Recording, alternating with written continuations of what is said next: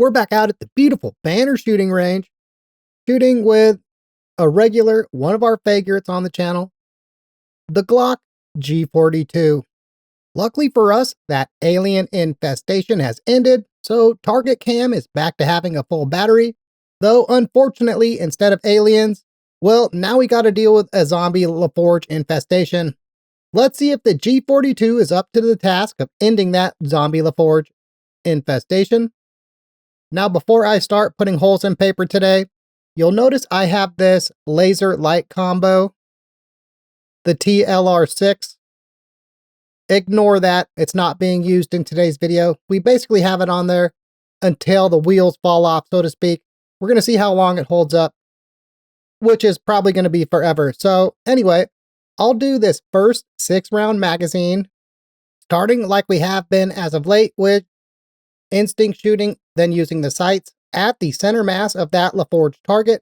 I'll then reload the 6-round magazine and we'll use these sights and shoot at the cranium zone of that target. The ammo I have loaded in the first sets of magazine today is Winchester Range and Target 95 grain full metal jacket, which has that flat point that gives some firearms problems. Let's see how it does today. Here we go.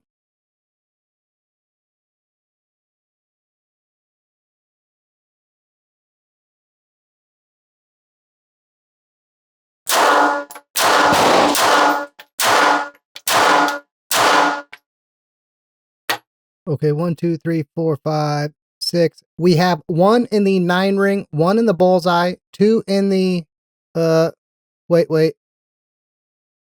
2 in the green ring, 1 in the 9 ring, 1 in the bullseye, 1 in the inner bullseye. They have weird numbering on that LaForge target out there. Makes sense since it's a zombie, it doesn't know how to count anymore.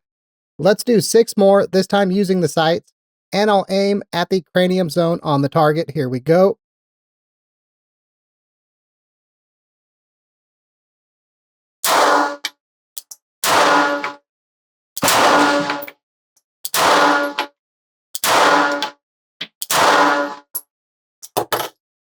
Okay, it looks like we put 3 in the nose, 3 in its eye visor. I don't know why the eye visor is about on a zombie LaForge, but it has one. Let's do this last 6-round magazine at the center mass bullseye of our target, and I'll just use the sights again. Here we go.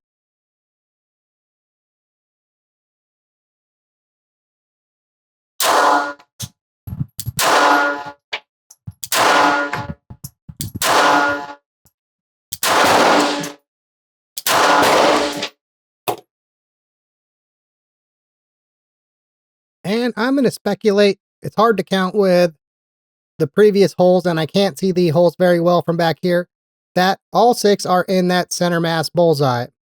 With zombie LaForge successfully perished, let's now practice some one-handed shooting.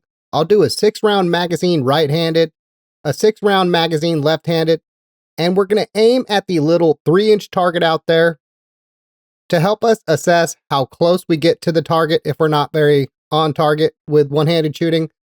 I have put the 3-inch target in the middle of a paper plate, so we'll at least be able to tell if we're not on target, hopefully how close to the target we were. So here we go. I'll start right-handed.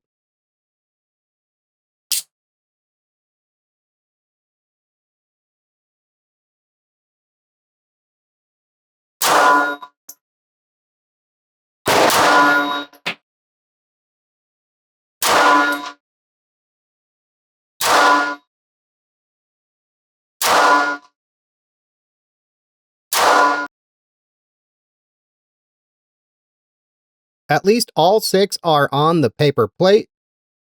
1 at about 7 o'clock just off the target, 1 at about 11 o'clock just off the target, 1 at about 12 o'clock just off our target. The other 3 are closer to, shall we say, the perimeter of the plate, but they're on the plate. Here we go with our left-handed shooting.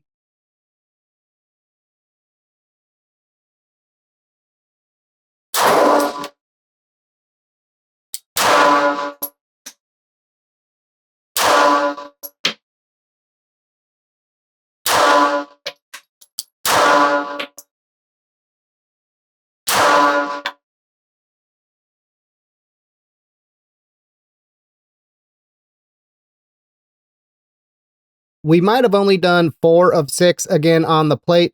It looks like left-handed, I'm a little right of the target. Right-handed, I'm a little left of the target. Because I don't want to leave that little 3-inch target untouched out there, let's do the final 6 two-handed, and we'll see if we can at least put a hit on that target. Here we go.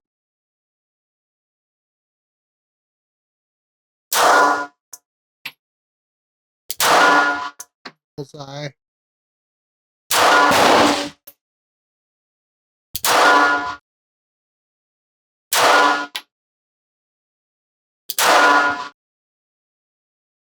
Okay, we might have 2 in the bullseye, at least 3 on that target, maybe 4. That's where target cam will come in handy for us today. To finish out the day today, we have another paper plate target. This time I put a 2-inch target in the middle with 4 1-inch targets, sort of what we'll say at the 4 corners. What I'm going to do is a full 6-round magazine at the center 2-inch target. I'll then do a 6-round magazine, 3 shots at the top 2 targets. Our last 6-round magazine, 3 shots at the bottom 2 targets. We'll see how many, if any, hits we can put on those targets. Here we go.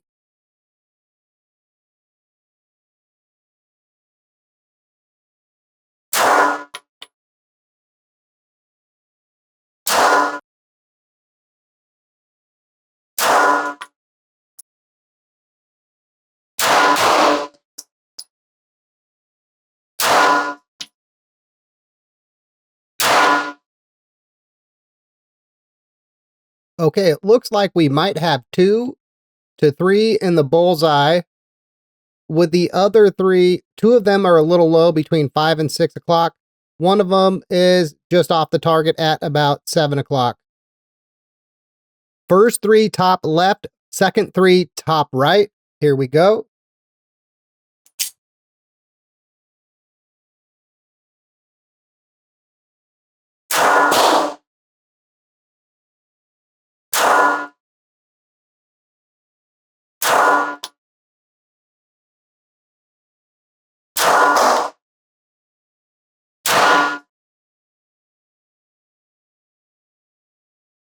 Okay, at least 1 on the right-hand target. It looks like none on the left-hand target.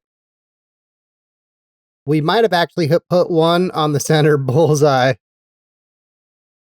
Here we go, bottom left target.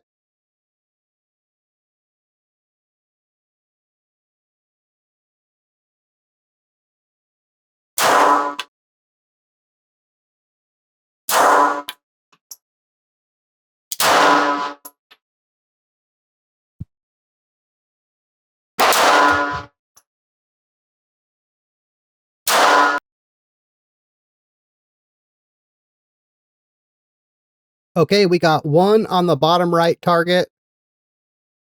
Looks like none on the bottom left target. In today's video, we took yet another look at one of the channel's favorite 380s, the Glock G42. You might be one of those people asking if the Glock G42 is still relevant in the tail end of 2025, heading into 2026, or does it still have a place in the 380 marketplace? Or dare I say it, is the G42 still the best 380 available? Plenty of people on the inner tubes are going to dismiss the smallest, lightest Glock in favor of the new hotness Bodyguard 2 or LCP Maxes. Priced in that $399 ballpark, the G42 finds itself in that same price class as the Micro Compact Kings, but being a compact single stack 380, the G42 is larger with a rather anemic single stack capacity. It doesn't have an attachment rail, an optics ready slide, or even fancy forward slide serrations.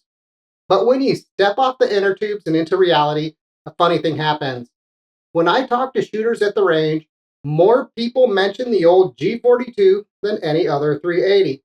They often mention how they had something like an LCP Max and about how while it had better capacity and was easier to conceal, they couldn't hit the broadside of a barb with it, but with the G42, they feel much more confident and comfortable with the accuracy. This is consistent with my experience as well. Being a little larger than the micro compacts, The G42 is easier to control, especially one-handed. It has less recoil, helping it get back on target faster and easier. It has a consistent striker fire trigger, very shootable, with a very clear, audible, and tactile reset point. With mild recoil, good accuracy, a good trigger, the G42 is easy to and fun to practice with. The sights are simple and easy to use, and they're easily replaceable. So while the G42 doesn't win in the concealability or the capacity departments, it does win in an area important to many, the keep it simple, stupid department. A pistol with double stack capacity is nice, but if you can't effectively use it, does the extra ammo do you any good? Well, that's a question I'm going to let you decide upon.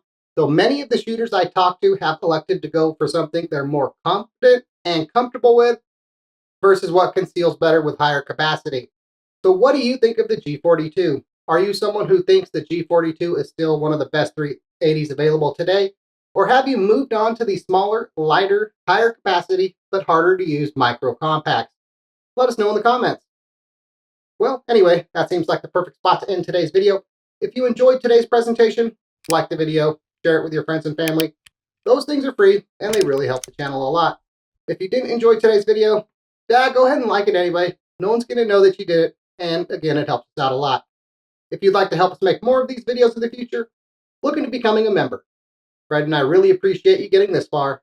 Thanks for watching, and as always, have a nice night.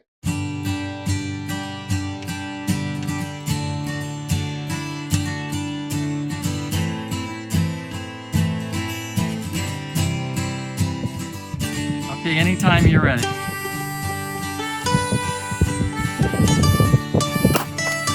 Got it.